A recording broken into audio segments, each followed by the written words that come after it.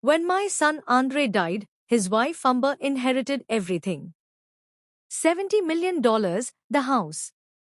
And then she kicked me out onto the street. You're not welcome here anymore, she screamed. Go die in a dumpster. A few days later, her new lawyer called me, begging for help. Mr. Wallace, he said, I think we have a serious problem. He didn't know how right he was.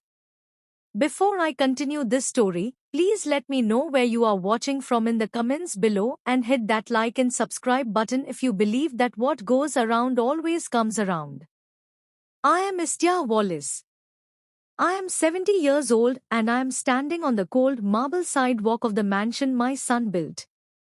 The massive oak door is closed.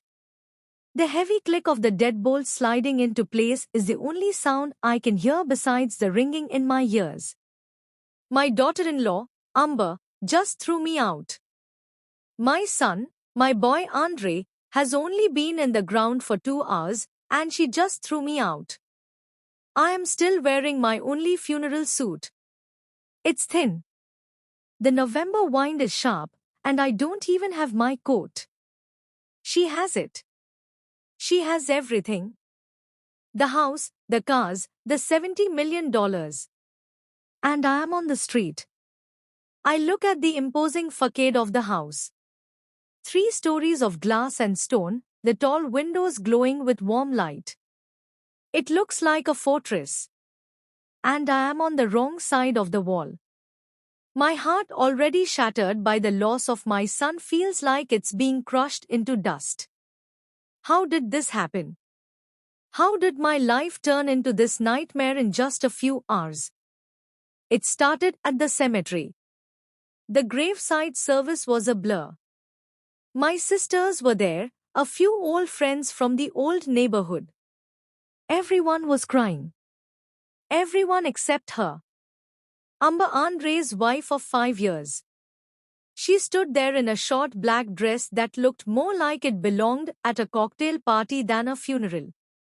Designer sunglasses covered her eyes, but I didn't need to see them.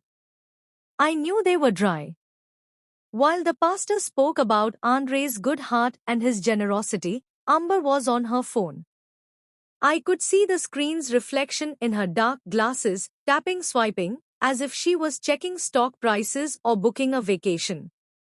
I told myself she was just grieving in her own way. I told myself she was in shock. I have been telling myself lies about Amber for 5 years. When the last car pulled away, leaving just the 3 of us, me, Amber, and the fresh mound of dirt that covered my boy, she finally put her phone away. She didn't look at the grave. She looked at me. Well, that's done, she said. Her voice was flat, empty. I couldn't speak. I just stared at the casket, willing it to open. Willing Andre to wake up and tell me this was all a terrible joke. Islia, she said, and the way she used my name felt like a slap. We need to be clear about what happens next. I turned to her, confused. What? What happens next? We go home. We grieve. Amber actually let out a small impatient sigh. Listen, she said, stepping closer. Andre and I had our wills drawn up last year. He left everything to me. I nodded. Of course. He loved you. That's as it should be. Yes, she said. Everything. The house, the cars, the entire $70 million trust fund. It's all mine now. $70 million. The number just hung in the air, obscene and cold. Okay, Amber, I said, my voice barely a whisper. That's okay. Good, she said, turning to walk toward her Maserati. I'm glad you understand.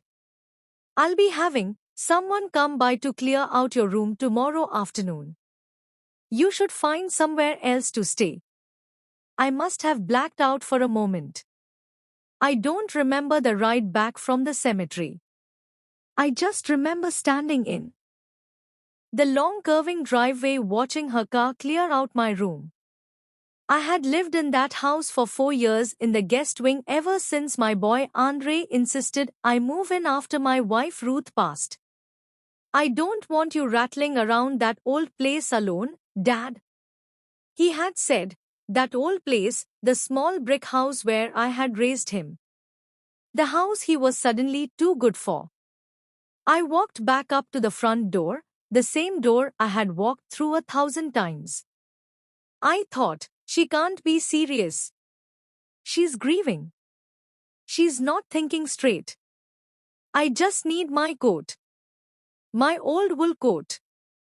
Andre bought it for me 5 Christmases ago. I rang the bell. Through the frosted glass, I saw her shape approach. She opened the door just a few inches, blocking the entrance with her body. What do you want now? Her voice was sharp, annoyed.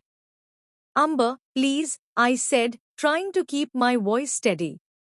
I just need to get my coat and my other things, my medication. She looked at me for a long, cold moment. I saw her eyes scan me from my old polished funeral shoes to my graying hair.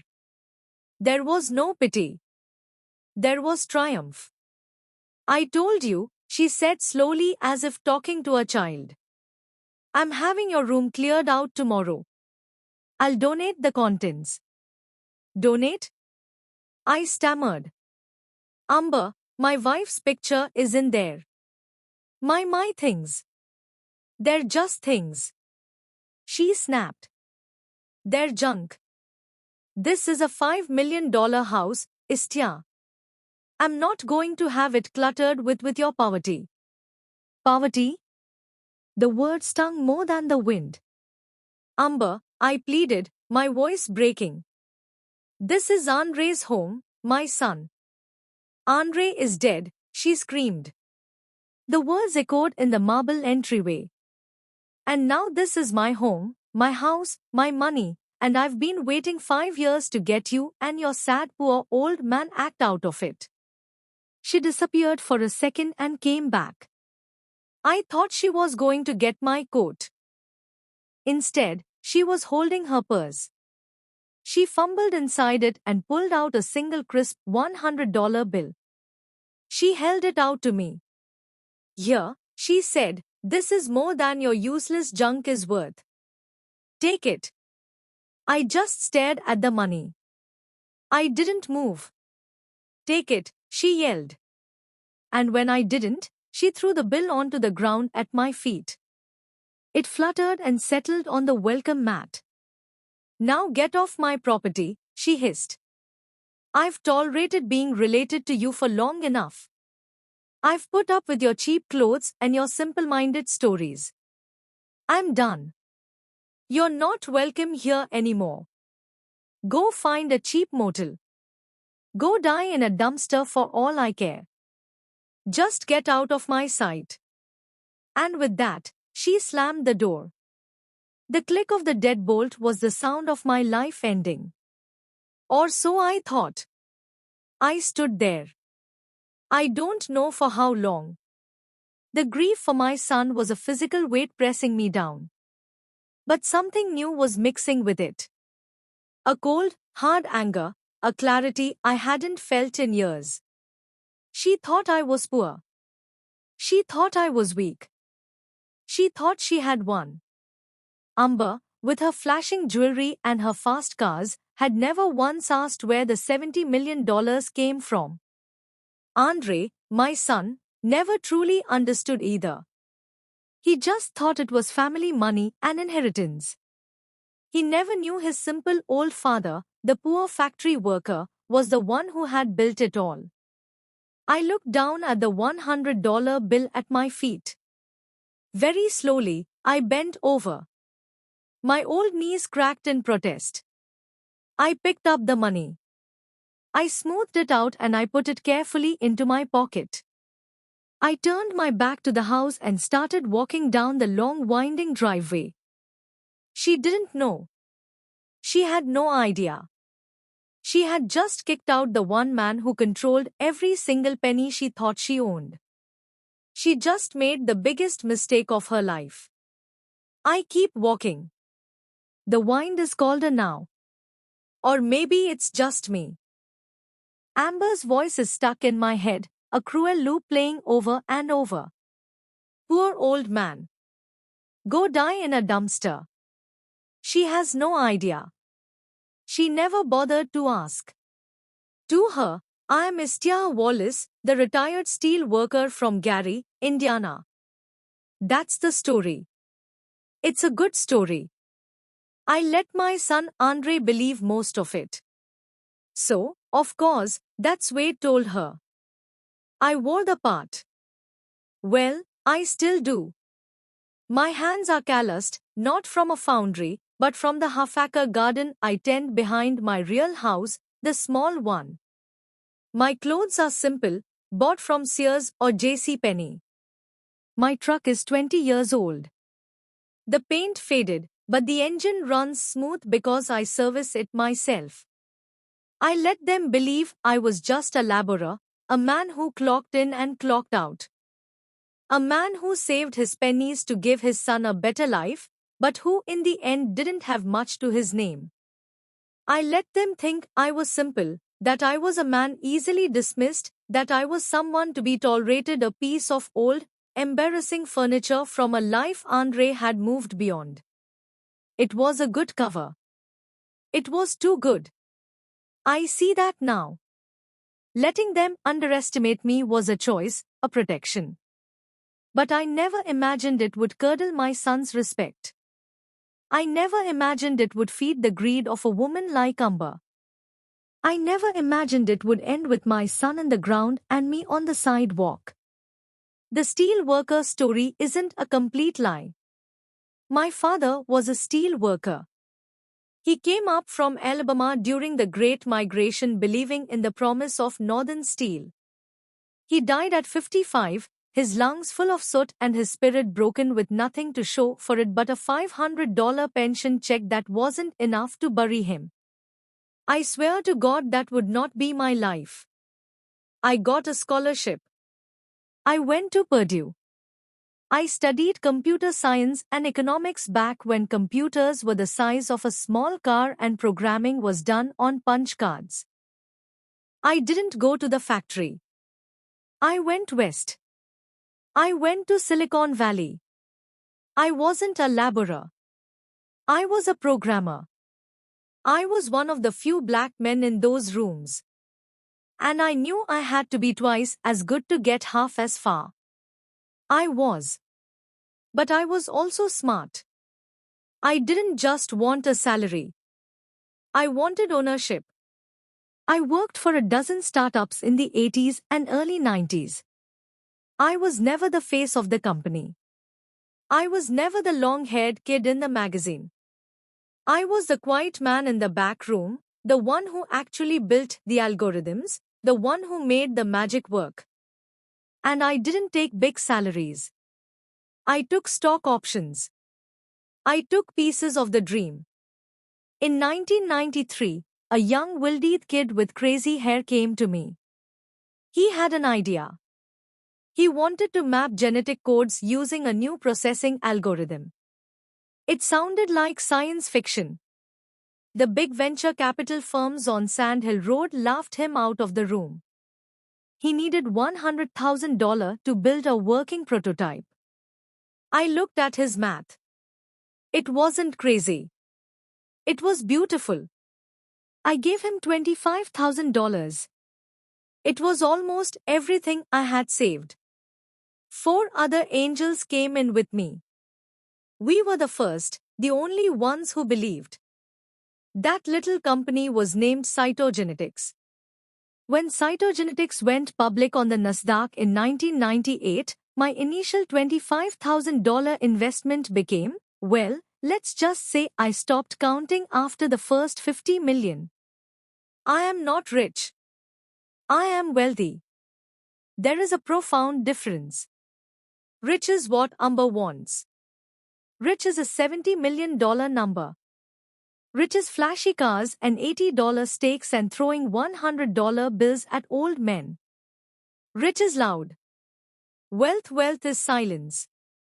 Wealth is ownership. Wealth is the power to move things without anyone ever seeing your hand.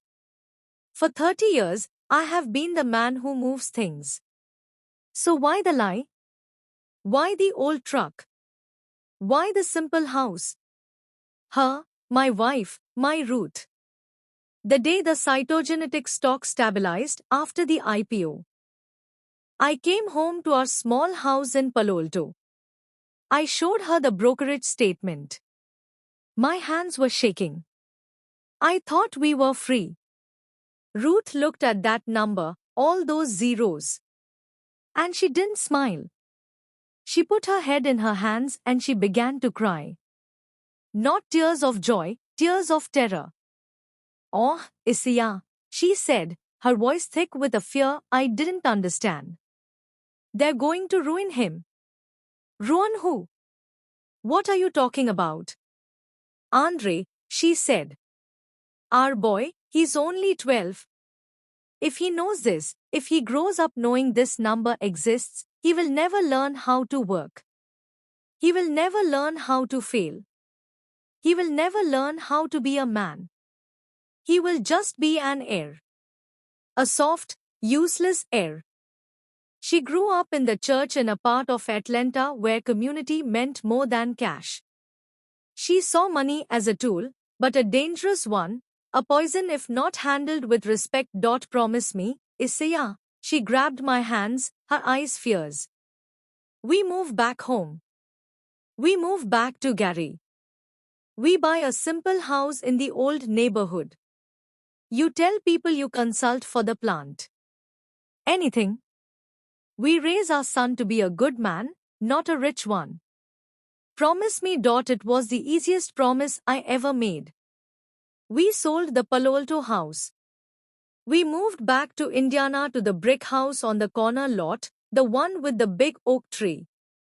The neighborhood was full of proud, hard-working black families, teachers, nurses, union foremen, good people. I set up a small anonymous office in a high-rise in Chicago under an LLC where I managed my investments. To Andre, I was just dad who took the train to an office. Ruth was happy. Andre grew up playing basketball in the alley. He had chores. He got a summer job detailing cone. He learned the value of $1. Or so I thought. Ruth died 10 years ago. Cancer. It was quick. She was peaceful holding my hand, believing we had done the right thing.